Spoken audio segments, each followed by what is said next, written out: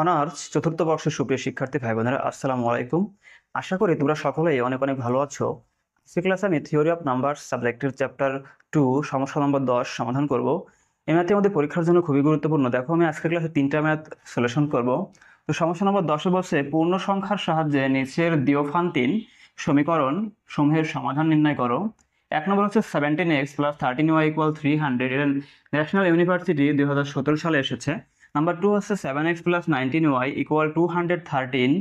এটা national university 2013 বা 18 সালে এসেছে। 3 নম্বর হচ্ছে 56x + 72y = 40। এটা হচ্ছে আমাদের ন্যাশনাল ইউনিভার্সিটি 2015 ও 19 সালে এসেছিল।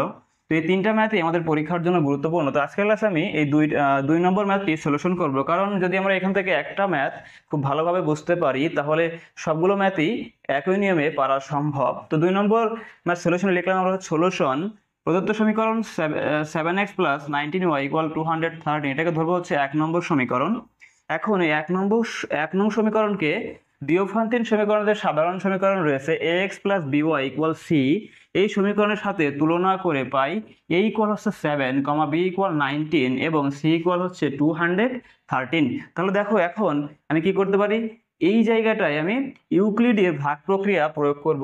তো লিখলাম হচ্ছে ইউক্লিডের ভাগ প্রক্রিয়ার সাহায্যে আমরা পাই।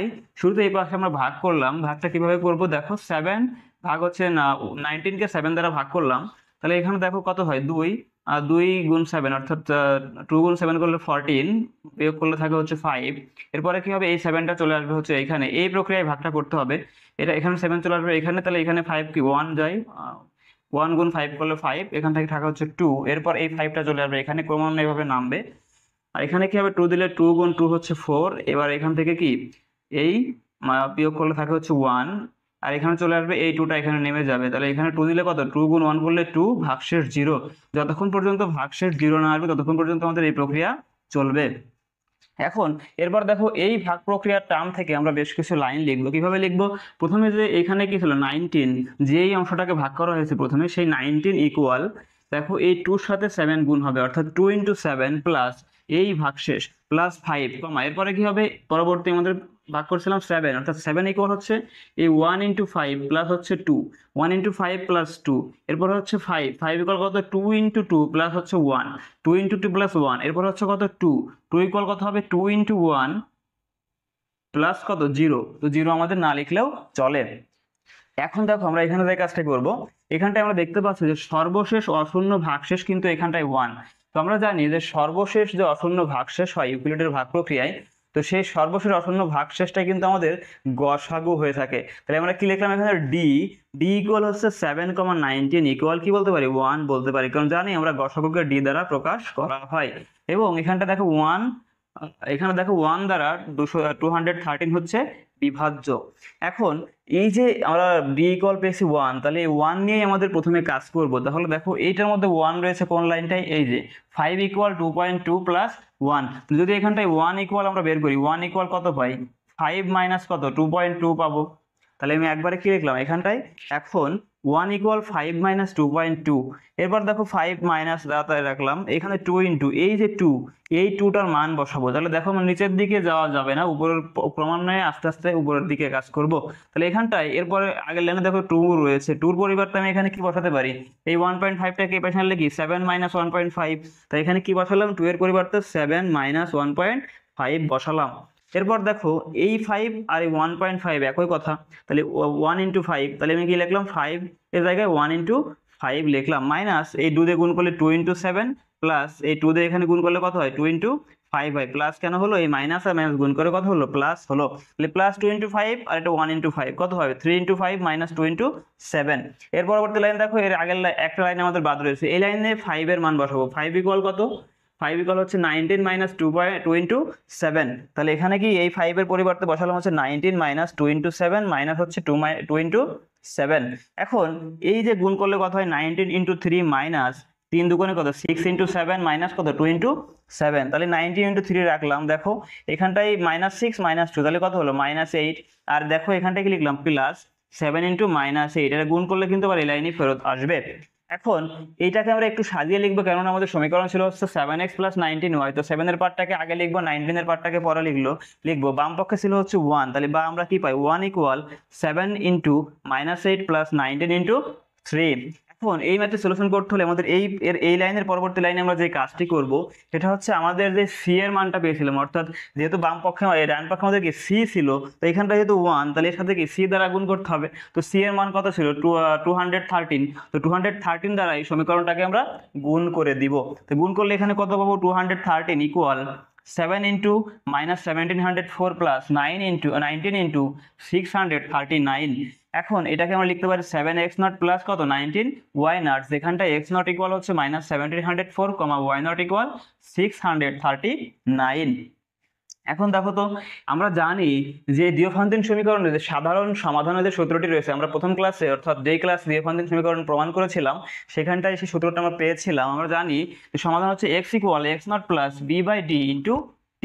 তাহলে এখানটা x বাম পক্ষে x রাখলাম ইকুয়াল x0 এর পরিবর্তে x0 এর মানটা বসালাম, প্লাস এখানে b এর মান হচ্ছে কত 19 আর d এর মান কত 1, তাই নিচে লেখা লাগে না। তাহলে আমি কি পাইলাম -1704 + 19t, যেখানটায় t belongs to z, অর্থাৎ t হচ্ছে পূর্ণ সংখ্যা।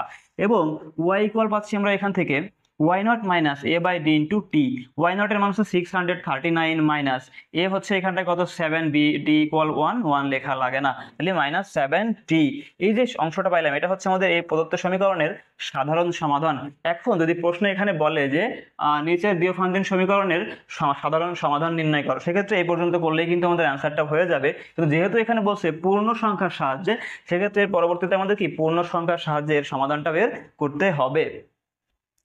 আমরা ইতিমধ্যেই সাধারণ সমাধান নির্ণয় করেছি, এবার আমি কি পূর্ণ সংখ্যার সাহায্যে সমাধান নির্ণয় করব। লিখলাম পূর্ণ সংখ্যার জন্য আমরা জানি x > 0 এবং y > 0। যেহেতু পূর্ণ সংখ্যা, তাই x ও y এর মানটা 0 থেকে বড় হবে। তাহলে আমরা লিখলাম, দেখো x এর স্থলে এই যে আমরা x এর মানটা পেয়েছিলাম, কত পেয়েছিলাম, এই যে -1704 + 19t, এটা x এর মান ছিল, এটা > 0, এবং y এর মান ছিল হচ্ছে 639 - 70, এটা > 0 লিখলাম। এখন এখানটা দেখো -1704, এটাকে আমরা ওর ডান পক্ষে পাঠাতে পারি। তাহলে এখানে কি হয় 19t > 1704, ছিল পাশে মাইনাস, এ পাশে গেলে হয়তো প্লাস।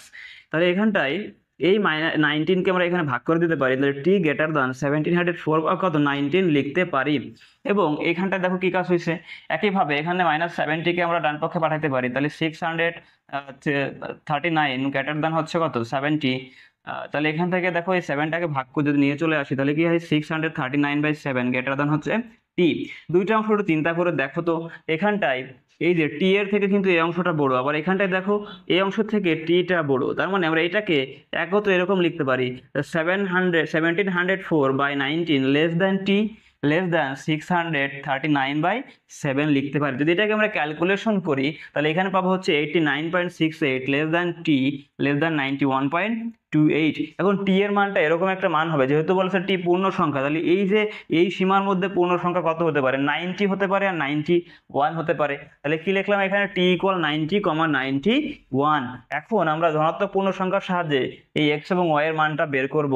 একবার x এর স্থলে একবার কত 90 বসাবো, একবার কত বসাবো 91, আবার y এর স্থলেও কি একবার কি বসাবো দেখো, অর্থাৎ আমরা y এর যে মানটা পেয়েছিলাম, y এর মান পেয়েছিলাম 639 মাইনাস হচ্ছে কত 70 ছিল এখানে ছিল, অর্থাৎ t এর স্থলে এই মানগুলো বসাবো। তাহলে x ইকুয়াল কি ছিল দেখো, x ইকুয়াল ছিল হচ্ছে আমাদের এরকম, x ইকুয়াল ছিল হচ্ছে -1704 প্লাস হচ্ছে 19t, আর y ইকুয়াল ছিল হচ্ছে এখানটায় 639 - 70।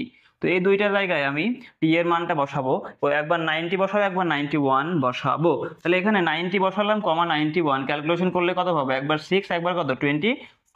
আবার এখানটায় একইভাবে যদি 90 এবং 91 বসাই, একবার পাবো হচ্ছে 9, একবার পাবো কত 2। তাহলে এই 6 আর 9 হচ্ছে x এর মান, আর 25 আর 2 হচ্ছে কত y এর মান। তাহলে আমি কি লিখতে পারি, অতএব নির্ণয় সমাধান x, y ইকুয়াল 6, 9, কত 25, 2। এটাই হচ্ছে আমাদের সেই কাঙ্ক্ষিত সমাধান।